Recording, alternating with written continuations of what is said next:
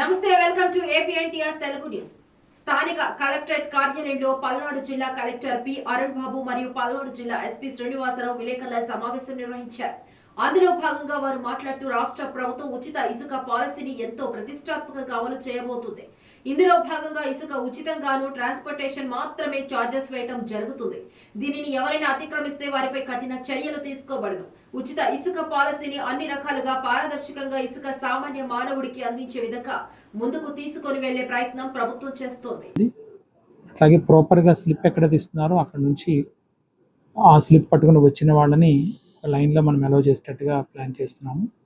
Morning 6 నుంచి evening 6 వరకు ఇవి అయిపోయిన తర్వాత ఆఫ్టర్ 6 ఎవరైనా కూడా అక్కడ నుంచి ఏమైనా తీసుకొస్తే దాన్ని ఇల్లీగల్ ఎక్స్కవేషన్గా మేము ట్రీట్ చేసి దాని మీద యాజ్ పర్ యాక్ట్ చర్యలు తీసుకోవడం జరుగుతుంది.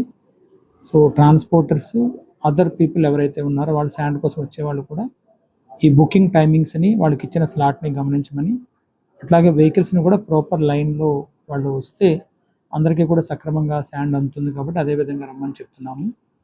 ఇల్లీగల్ శాండ్కి ఎవరైనా పాల్పడితే మాత్రం ఖచ్చితంగా స్ట్రింజెంట్ యాక్షన్స్ అయితే తీసుకోవడం జరుగుతుంది. Thank you.